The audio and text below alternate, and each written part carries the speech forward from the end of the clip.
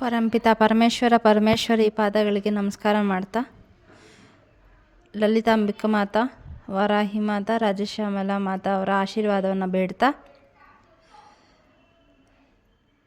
ಇವತ್ತಿನ ವಿಡಿಯೋದಲ್ಲಿ ಭಾನುವಾರ 30ನೇ ತಾರೀಕಿಂದ ಏಪ್ರಿಲ್ 7ರ ತನಕ ಲಲಿತಾಂಬಿಕಾ ಮಾತಾ ನವರಾತ್ರಿ ಶುರುವಾಗ್ತಾಯಿದೆ,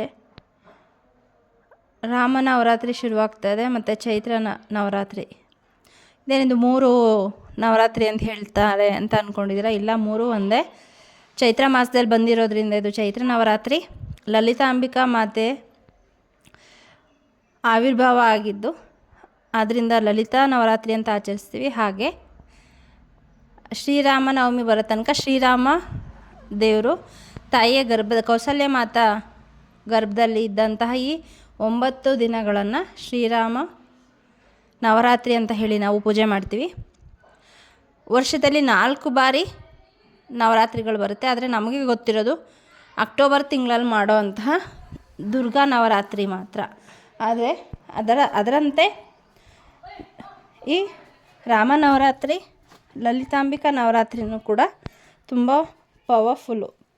ಈ ವರ್ಷದ 4 ನವರಾತ್ರಿಯನ್ನು ಯಾರು ಬಿಡದೆ ತಪ್ಪದೆ ಆಚರಿಸ್ತಾರೆ ಅವರಿಗೆ ಖಂಡಿತ ಜೀವನದಲ್ಲಿ ಯಾವುದೇ ಸೋಲಿಲ್ಲ. ಅದರಲ್ಲೂ ಈಗ ಲಲಿತಾಂಬಿಕಾ ನವರಾತ್ರಿಯನ್ನು ಮಾಡಿದ್ರೆ ನಮ್ಮ ಆರ ಶಿಫ್ಟ್ ಆಗುತ್ತೆ, ಕ್ವಾಂಟಮ್ ಜಂಪಿಂಗ್ ಆಗುತ್ತೆ. ಅಂದರೆ ನಮ್ಮ ಈ ಪ್ರಸ್ತುತ ಪರಿಸ್ಥಿತಿನಲ್ಲಿ ನಾವು ಏನೇನೆಲ್ಲ ಸಮಸ್ಯೆಗಳನ್ನ ಎದುರಿಸ್ತಾ ಇದ್ದೀವಿ ಅಲ್ಲಿಂದ ಗ್ರೇಟ್ ಶಿಫ್ಟ್ ಆಗಿ ನಾವು ಅಭಿವೃದ್ಧಿಯನ್ನು ಹೊಂದ್ತಾ ಹೋಗ್ತೀವಿ. ಹಾಗಾಗಿ ಇಂಥ ಒಂದು ಒಳ್ಳೆಯ ಅವಕಾಶವನ್ನು ಖಂಡಿತ ಕೈ ಬಿಡಬೇಡಿ. ನನಗೆ ನವರಾತ್ರಿ ಆಚರಣೆ ಮಾಡಿ ಆ ತಾಯಿಯ ಆರಾಧನೆ ಮಾಡಿ ಅದರ ಫಲ ಎಷ್ಟು ಚೆನ್ನಾಗಿ ಸಿಗುತ್ತೆ, ಅದ್ಭುತವಾಗಿ ಸಿಗುತ್ತೆ ಅಂತ ಗೊತ್ತಾಗಿರೋದ್ರಿಂದ ಇದು ನಿಮಗೂ ಕೂಡ ಅನುಕೂಲ ಆಗಲಿ, ತಾಯಿಯ ಕೃಪೆ ನಿಮ್ಮ ಮೇಲೂ ಬೀಳಲಿ ಅಂತ ಹೇಳಿ ನಾನು ಈ ವಿಡಿಯೋನ ಮಾಡ್ತಾಯಿದ್ದೀನಿ. ಆದಷ್ಟು ಹೆಚ್ಚು ಜನರಿಗೆ ಶೇರ್ ಮಾಡಿ, ಆದಷ್ಟು ಸಿಂಪಲ್ ಆದಂತಹ ನಾನು ಆ ಪೂಜೆಗಳನ್ನು ಶೇರ್ ಮಾಡ್ಕೋತೀನಿ. ಯಾಕಂದರೆ ಈಗಿನ ಬ್ಯುಸಿ ಶೆಡ್ಯೂಲ್ನಲ್ಲಿ ಎಲ್ಲ ಇನ್ನು ಮತ್ತು ಸ್ಪಿರಿಚುಯಾಲಿಟಿ ಹೊಸ ಈಗ ಅದಕ್ಕೆ ಪಾದಾರ್ಪಣೆ ಮಾಡ್ತಾ ಇರೋವಂಥವ್ರು ಇರಬಹುದು. ಎಲ್ರಿಗೂ ಅನುಕೂಲ ಆಗಲಿ ಅಂತ ಹೇಳಿ ಅತಿ ಕಡಿಮೆ ಅವಧಿಯಲ್ಲಿ ಅತಿ ಕಡಿಮೆ ಸಮಯದಲ್ಲಿ ಉಚ್ಚಾರ ಮಾಡುವಂತಹ ಮಂತ್ರಗಳು ನಾನಿಲ್ಲಿ ನನ್ನ ಚಾನಲ್ನಲ್ಲಿ ಹೆಚ್ಚು ಶೇರ್ ಮಾಡ್ತೀನಿ. ಗಮನಿಸಿರ್ಬೋದು ನೀವು ಅನಿಸುತ್ತೆ. ಸೊ ಹಾಗಾಗಿ ಅತಿ ಕಡಿಮೆ ಸಮಯನ ಇನ್ವೆಸ್ಟ್ ಮಾಡಿ ನೀವು ಈ ನವರಾತ್ರಿಯಲ್ಲಿ ತಾಯಿಯ ಹಾಗೂ ರಾಮದೇವರ ಪೂಜೆಯನ್ನು ಮಾಡಿದ್ರೆ ಖಂಡಿತ ಅದ್ಭುತ ಫಲಿತಗಳನ್ನ ಕಾಣ್ತೀರಾ. ಸೊ ಹಾಗಾದರೆ ಬನ್ನಿ, ಹೇಗೆ ಏನೇನು ಮಾಡ್ಬೋದು ಅಂತ ನಾನು ಹೇಳ್ತಾ ಹೋಗ್ತೀನಿ. ಇದರಲ್ಲಿ ನಿಮಗೆ ಯಾವುದು ಅನುಕೂಲ ಆಗುತ್ತೆ ಅದನ್ನು ಖಂಡಿತ ಮಾಡ್ತಾ ಹೋಗಿ. ಇಲ್ಲಿ ಒಂದು ಸಮಯನ ಫಿಕ್ಸ್ ಮಾಡ್ಕೊಳ್ಳಿ. ನೀವು ಶಕ್ತಿ ಮಾತೆಯನ್ನು ಪೂಜೆ ಮಾಡ್ತೀರಾ ಅಥವಾ ಶ್ರೀರಾಮನನ್ನ ಪೂಜೆ ಮಾಡ್ತೀರಾ ಅಂತ. ನೀವು ಶ್ರೀರಾಮನನ್ನು ಪೂಜೆ ಮಾಡಬೇಕು ಅಂತ ಅಂದರೆ ಬೆಳಗಿನ ಸಮಯದಲ್ಲಿ ಮಾಡಬೇಕಾಗತ್ತೆ. ಶಕ್ತಿ ಮಾತೆಯ ಪೂಜೆಯನ್ನು ಮಾಡಬೇಕು ಅಂತಂದರೆ ರಾತ್ರಿ ಮಾಡಬಹುದು. ಇಲ್ಲ ನಾನು 2 ಸಮಯದಲ್ಲಿ ಮಾಡ್ತೀನಿ ಅಂತಂದರೆ ನಿಮಗೆ ಖಂಡಿತ ತುಂಬ ಒಳ್ಳೆ ಎನರ್ಜಿ ಸಿಗುತ್ತೆ, ಒಳ್ಳೆ ಶಿಫ್ಟ್ ಸಿಗುತ್ತೆ ನಿಮ್ಮ ಜೀವನದಲ್ಲಿ. ಹಾಗಿದ್ರೆ ಬೆಳಗ್ಗೆ ಏನು ಮಾಡಬೇಕು? ಯಾವುದೇ ಸಮಯದಲ್ಲಾಗಿರಲಿ ನೀವು ಒಂದು ಸಮಯನ ಸೆಲೆಕ್ಟ್ ಮಾಡ್ಕೊಳ್ಳಿ. ಕರೆಕ್ಟಾಗಿ ಆ ಸಮಯದಲ್ಲೇ ನೀವು ಪೂಜೆಯನ್ನು ಶುರು ಮಾಡಬೇಕಾಗತ್ತೆ. ಬೆಳಗಿನ ಜಾವ ಬ್ರಾಹ್ಮಿ ಮುಹೂರ್ತ ತುಂಬ ಒಳ್ಳೆಯದು. ಪ್ರಾತಃ ಸಂಧ್ಯಾ ಅಂದರೆ ಸೂರ್ಯ ಹುಟ್ಟೋದಕ್ಕಿಂತ ಮುಂಚಿನ 24 ನಿಮಿಷ, ಸೂರ್ಯ ಹುಟ್ಟಾದ ನಂತರ 24 ನಿಮಿಷ ಅಂದರೆ 48 ನಿಮಿಷ ನಮಗೆ ಸಿಗುತ್ತೆ. ಈ ಸಮಯದಲ್ಲಿ ಪೂಜೆ ಮಾಡಿದ್ರೆ ನಮಗೆ ಎನರ್ಜಿ ತುಂಬ ಹೈ ಇರೋದರಿಂದ ಮತ್ತು ಭೂಮಿಗೆ ಹೆಚ್ಚು ಎನರ್ಜಿಗಳು ಅವೈಲಬಲ್ ಇರೋದರಿಂದ ಬಹಳ ಬೇಗ ನಾವೇನು ಅನ್ಕೋತೀವಿ ಅದು ಆಗುತ್ತೆ. ನಮಗೆ ಸಾಧ್ಯ ಇಲ್ಲ ಅಂತಂದರೆ ನಿಮ್ಗೆ ಯಾವ ಸಮಯದಲ್ಲಿ ಸಾಧ್ಯ ಆಗುತ್ತೆ ಸಂಕಲ್ಪ ಮಾಡಿಕೊಂಡು ಯಾವುದಕ್ಕೆ ನೀವು ಈ ಶ್ರೀರಾಮ ದೇವರ ಪೂಜೆ ಮಾಡ್ತಾ ಇದ್ದೀರಾ ಅಂತ ಸಂಕಲ್ಪ ಮಾಡಿಕೊಂಡು ನನಗೆ ಈ ರೀತಿ ಕೆಲಸ ಆಗಬೇಕಾಗಿದೆ, ಈ ಮ್ಯಾನಿಫೆಸ್ಟೇಷನ್ ಆಗಬೇಕಾಗಿದೆ ಅಂತ ದೇವರಲ್ಲಿ ಸಂಕಲ್ಪ ಮಾಡ್ಕೊಂಡು ಏನು ಮಾಡಬೇಕು, ನೀವು ಪೂಜೆಯನ್ನು ಶುರು ಮಾಡಬೇಕಾಗತ್ತೆ. ಮೊದಲನೇ ದಿನ ಸಾಧ್ಯ ಆದರೆ ಶ್ರೀ ವಿಷ್ಣು ಸಹಸ್ರನಾಮನ ಹೇಳ್ಕೊಳ್ಳಿ.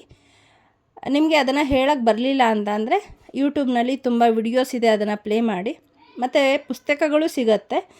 ಆ ಪುಸ್ತಕದ ಅದನ್ನು ನೋಡಿಕೊಂಡು ಬೇಕಾದರೆ ನೀವು ಪಾರಾಯಣ ಮಾಡಬಹುದು. ಅಥವಾ ಯೂಟ್ಯೂಬ್ನಲ್ಲಿ ಬರೋ ಅಂತಹ ಸುಬ್ಬಲಕ್ಷ್ಮಿ ಅವರ ವಿಷ್ಣು ಸಹಸ್ರನಾಮ ವಿಡಿಯೋ ಇದೆ ನೋಡಿ, ಅದರಲ್ಲಿ ಪ್ಲೇ ಮಾಡಿಕೊಂಡು ಕೇಳ್ತಾ ಹೋಗ್ಬೋದು. ವಿಷ್ಣು ಕವಚ ಅಥವಾ ವಿಷ್ಣು ಅಷ್ಟೋತ್ತರ ನಾಮಾವಳಿ ಇದನ್ನು ಇದು ಇದರಲ್ಲಿ ಯಾವುದು ನಿಮಗೆ ಸೂಕ್ತ ಅನಿಸುತ್ತೆ ಅದನ್ನು ಮಾಡ್ಬೋದು. ಇಲ್ಲ ನಮಗೆ ಅಷ್ಟೊಂದು ಸಮಯ ಇಲ್ಲ ಅಂದರೆ ಅಟ್ಲೀಸ್ಟು ಶ್ರೀರಾಮ ರಾಮ ರಾಮೇತಿ ರಮೇ ರಾಮೇ ಮನೋರಮೆ ಸಹಸ್ರನಾಮ ತತ್ತುಲ್ಯಂ ರಾಮನಾಮ ವರಾನನೆ ಈ ಮಂತ್ರವನ್ನು 108 ಬಾರಿ ಸಾರಿ ಹೇಳ್ಕೊಳ್ಳಿ. ಖಂಡಿತ ನಿಮಗೆ ಶ್ರೀರಾಮ ದೇವರ ಆಶೀರ್ವಾದ ಸಿಗತ್ತೆ. ಸೊ ಇದು ಬೆಳಗಿದ್ದು. ಮತ್ತು ಇವರಿಗೆ ನೈವೇದ್ಯವನ್ನು ಏನು ಅರ್ಪಿಸ್ಬೋದು ಅಂದರೆ ಬೆಲ್ಲದ ಪಾನಕ ಮತ್ತು ಹೆಸರು ಬೇಳೆ ಕೋಸಂಬರಿ ಮಾಡ್ತೀವಿ ಅಲ್ವಾ, ಅದನ್ನಾದರೂ ಅರ್ಪಿಸ್ಬೋದು. ಅಥವಾ ಸುಲಭವಾಗಿ 5ರಿಂದ 10 ನಿಮಿಷ ಹೆಸರು ಬೇಳೆಯನ್ನು ನೆನೆಸಿಟ್ಟು ಆ ನೀರನ್ನು ಬಸಿದು ಅದನ್ನು ನೀವು ನೈವೇದ್ಯವಾಗಿ ಅರ್ಪಣೆ ಮಾಡಬಹುದು. ಇದು ಬೆಳಗಿನ ಜಾವದ ಪೂಜೆ. ಇನ್ನು ಸಂಜೆ ರಾತ್ರಿ ಮಾಡೋ ಅಂತಹ ಪೂಜೆನೇ ಇದು. ನೀವು ಸಾಯಂತ್ರ ಸಂಧ್ಯಾ ಅಥವಾ 7 ಗಂಟೆ ಮೇಲೂ ಕೂಡ ಮಾಡ್ಕೋಬಹುದು. ಮೊದಲೇ ಹೇಳ್ದಂಗೆ ಒಂದು ಯಾವ ಸಮಯದಲ್ಲಿ ನೀವು ಮಾಡ್ತೀರಂತ ಮೊದಲು ಫಿಕ್ಸ್ ಮಾಡಿಕೊಂಡು ಆ ಸಮಯದಲ್ಲಿ ಕೂತ್ಕೊಳ್ಳಿ. ಈಗಲೂ ಕೂಡ ನೀವು ಲಲಿತಾ ಸಹಸ್ರನಾಮವನ್ನು ಹೇಳಬೇಕಾಗತ್ತೆ. ತಾಯಿಗೆ ನೈವೇದ್ಯವಾಗಿ ಸಿಹಿ ಪೊಂಗಲ್ಲು, ಖೀರು, ಪುಳಿಯೋಗರೆ, ಮೊಸರನ್ನ ಇದು ತಾಯಿಗೆ ತುಂಬ ಪ್ರಿಯವಾದ ಪದಾರ್ಥಗಳು. ಇದನ್ನು ಮಾಡಿ ನೀವು ತಾಯಿಗೆ ನೈವೇದ್ಯವಾಗಿ ಅರ್ಪಿಸಬಹುದು. ಮತ್ತು ನಿಮಗೆ ಲಲಿತಾ ಸಹಸ್ರನಾಮ ಅಥವಾ ಲಲಿತಾ ಅಷ್ಟೋತ್ತರ ನಾಮಾವಳಿ ಇದನ್ನು ಹೇಳಿಕೊಂಡು ತಾಯಿಗೆ ಪೂಜೆ ಮಾಡ್ಬೋದು. ಇಲ್ಲ ನಮ್ಗೆ ಅಷ್ಟು ಸಮಯ ಇಲ್ಲ ಅಂದರೆ ಸರ್ವಮಂಗಳ ಮಾಂಗಲ್ಯೆ ಶಿವೆ ಸರ್ವಾರ್ಥ ಸಾಧಿಕೆ ಶರಣ್ಯೇ ತ್ರಯಂಬಕೆ ದೇವಿ ನಾರಾಯಣಿ ನಮೋಸ್ತುತೆ ಇದನ್ನು 108 ಬಾರಿ ಹೇಳಿದ್ರೂ ಕೂಡ ಆ ತಾಯಿಯ ಅನುಗ್ರಹ ನಿಮಗೆ ಆಗುತ್ತೆ. ಸೊ ನಿಮಗೆ ಇದು ಯಾವುದು ಸುಲಭ ಅನಿಸುತ್ತೆ, ನಿಮ್ಗೆ ಯಾವುದು ಕನೆಕ್ಟ್ ಆಗುತ್ತೆ ಅದನ್ನು ಸೆಲೆಕ್ಟ್ ಮಾಡ್ಕೊಂಡು ಮಾಡಿ. ಪೂಜೆ ಮಾಡೋದು ಇಂಪಾರ್ಟೆಂಟು ಅಷ್ಟೇ. ಖಂಡಿತ ಈ ಸಮಯ ಮಿಸ್ ಆಗೋದಕ್ಕೆ ಬಿಡಬೇಡಿ. ಮತ್ತು ಹಣಕ್ಕೆ ಸಂಬಂಧಪಟ್ಟಂಗೆ ನಿಮಗೆ ಏನಾದರೂ ಸಮಸ್ಯೆ ಇದ್ದರೆ, ಹಣ ಎಲ್ಲೋ ಸ್ಟಕ್ ಆಗಿದೆ ಬರ್ತಾ ಇಲ್ಲ ಅಂತನೋ, ಅಥವಾ ವ್ಯಾಪಾರದಲ್ಲಿ ಅಭಿವೃದ್ಧಿ ಆಗ್ತಾ ಇಲ್ಲ, ಕಸ್ಟಮರ್ ಸಿಗ್ತಾ ಇಲ್ಲ, ಈ ಥರ ಏನಾದರೂ ಸಮಸ್ಯೆ ಇತ್ತು ಅಂದರೆ ಕನಕಧಾರ ಸ್ತೋತ್ರ ಅದ್ರ ಬಗ್ಗೆ ಹೇಳ್ತಾ ಹೋದರೆ ಅದು ಅರ್ಧ ಗಂಟೆ 3/4 ಗಂಟೆ ಹೇಳಿದ್ರು ಅದರ ಮಹಿಮೆ ಸಾಕಾಗೋದಿಲ್ಲ. ಸೊ ಈ ಸಮಯದಲ್ಲಿ ಲಕ್ಷ್ಮೀ ಮಾತೆಯ ಎನರ್ಜಿ ಕೂಡ ತುಂಬ ಹೆಚ್ಚಾಗಿರೋದ್ರಿಂದ ಆ ತಾಯಿ ಕೃಪೆಗೆ ಪಾತ್ರ ಆಗೋದಕ್ಕೆ ನೀವು ಕನಕಧಾರ ಸ್ತೋತ್ರವನ್ನು ಕೂಡ ಮಾಡಬಹುದು. ಬೆಳಗಿನ ಸಮಯದಲ್ಲಿ ಕನಕಧಾರ ಸ್ತೋತ್ರವನ್ನು ಪಠನೆ ಮಾಡಿ. ಖಂಡಿತ ನಿಮಗೆ ಹಣಕ್ಕೆ ಸಂಬಂಧಪಟ್ಟಂಗೆ ಎಲ್ಲ ಸಮಸ್ಯೆಗಳು ದೂರ ಆಗುತ್ತೆ. ಲಕ್ಷ್ಮೀ ತಾಯಿ ಕೃಪೆಗೆ ಪಾತ್ರರಾಗ್ತೀರಾ. ಮತ್ತು ತಾಯಿಗೆ ಕೊನೆಯ ದಿನ ಸೀರೆ, ಬ್ಲೌಸ್ ಪೀಸು ಮತ್ತು ಹೂವು, ಬಳೆ, ಅರಿಶಿಣ, ಕುಂಕುಮವನ್ನು ಅರ್ಪಿಸಿ ಅದನ್ನು ನಿಮ್ಮ ಮನೆಯಲ್ಲಿ ಯಾರಾದರೂ ಸರ್ವೆಂಟ್ಸ್ ಇದ್ದರೆ ಅಥವಾ ಅಕ್ಕಪಕ್ಕದ ಮನೆಯಲ್ಲಿ ಯಾರಾದರೂ ಬಡವರಿದ್ದರೆ ಅವರಿಗೆ ಅದನ್ನು ಕುಂಕುಮ ಕೊಟ್ಟು ಬಾಗಿನ ಕೊಟ್ಬಿಡಿ. ಸೊ ಇದರಿಂದ ನಿಮಗೆ ಒಳ್ಳೆಯದಾಗತ್ತೆ. ಮತ್ತು ಮಕ್ಕಳು ಓದ್ತಾ ಇಲ್ಲ ಅಥವಾ ಕಸ್ಟಮರ್ ಸಿಗ್ತಾ ಇಲ್ಲ ಅಥವಾ ಏನೋ ಬಾಸಿಂದ ಪ್ರಾಬ್ಲಮ್ ಆಗ್ತಾಯಿದೆ, ನಮ್ಮ ರಿಲೇಷನ್ಶಿಪ್ ಚೆನ್ನಾಗಿಲ್ಲ, ನಮಗೆ ಏನೋ ರಿಲೇಷನ್ಶಿಪ್ ಮಧ್ಯದಲ್ಲಿ ಸದಾ ಜಗಳ ಇದೆ, ಪ್ರೀತಿ ಇಲ್ಲ, ವಿಶ್ವಾಸ ಇಲ್ಲ, ನಂಬಿಕೆ ಈ ಥರ ಸಮಸ್ಯೆಗಳು ಎದುರಿಸ್ತಾ ಇದ್ದರೆ ಖಂಡಿತ ಮಿಸ್ ಮಾಡಿದೆ ರಾಧಾಶ್ಯಾಮಲ ಮಾತೆಯ 16 ಶುಭ ನಾಮಾವಳಿಗಳನ್ನು ನಾನೇ ಆಗಲೇ ಶೇರ್ ಮಾಡಿದ್ದೀನಿ. ಇದು ನಿಮಗೆ ಕೇವಲ 2 ನಿಮಿಷ ತಗೊಳ್ಳೋದು. ಸೊ ಅದನ್ನು ಕೂಡ ನೀವು ಮಾಡಬಹುದು ಸಂಜೆ ಸಮಯದಲ್ಲಿ. ಇದರಿಂದನೂ ಕೂಡ ನಿಮ್ಗೆ ಆಕರ್ಷಣ ಶಕ್ತಿ ಜಾಸ್ತಿ ಆಗುತ್ತೆ, ಗುಡ್ ಕಸ್ಟಮರ್ ಸಿಗ್ತಾರೆ, ಮತ್ತು ವ್ಯಾಪಾರದಲ್ಲಿ ಅಭಿವೃದ್ಧಿ ಆಗುತ್ತೆ. ಮಕ್ಕಳು ಓದೋದ್ರ ಕಡೆ ಗಮನ ಕೊಡ್ತಾ ಇಲ್ಲ ಅಂತಂದರೆ ಅವರಿಂದ ಹೇಳಿಸಿ ಅಥವಾ ಅವ್ರ ಹೆಸರಲ್ಲಿ ನೀವು ಹೇಳಿಸಿ ಆ ಕುಂಕುಮ ಅರ್ಚನೆ ಮಾಡಿರೋದನ್ನು ಅವರ ಹಣೆಗೆ ಇಡ್ತಾ ಬನ್ನಿ. ಮಕ್ಕಳು ಚೆನ್ನಾಗಿ ಓದ್ತಾರೆ. ಸೊ ಇಂಥ ಒಂದು ಶುಭ ಗಳಿಗೆಯನ್ನು ಮಿಸ್ ಆಗೋದಕ್ಕೆ ಬಿಡಬೇಡಿ. ಸಂಕಲ್ಪ ಮಾಡಿಕೊಂಡು ಬೆಳಗ್ಗೆ ಮತ್ತು ಸಂಜೆ ಕೇವಲ ನಿಮಗೆ 1/4 ಗಂಟೆಯಿಂದ 20 ನಿಮಿಷ ಮ್ಯಾಕ್ಸಿಮಮ್ ಅಂದರೆ ಅರ್ಧ ಗಂಟೆ ಆಗಬಹುದಷ್ಟೇ. ಮಿಸ್ ಮಾಡದೆ ಮಾಡಿ. ಮತ್ತು ಮಕ್ಕಳಾಗದೆ ಸಮಸ್ಯೆ ಎದುರಿಸ್ತಾ ಇರೋರು ನೀವು ಈ ಸಮಯದಲ್ಲಿ ಸುಬ್ರಹ್ಮಣ್ಯ ಸ್ವಾಮಿ ಪೂಜೆ ಮಾಡೋದ್ರಿಂದ ಕೂಡ ಬಹಳ ಬೇಗ ನಿಮಗೆ ಒಳ್ಳೆಯ ರಿಸಲ್ಟ್ ಸಿಗುತ್ತೆ. ನೀವು ಕೂಡ ಸುಬ್ರಹ್ಮಣ್ಯ ದೇವರ ಆರಾಧನೆ ಮಾಡಿ ಅವರ ಕೃಪೆಗೆ ಪಾತ್ರರಾಗಿ.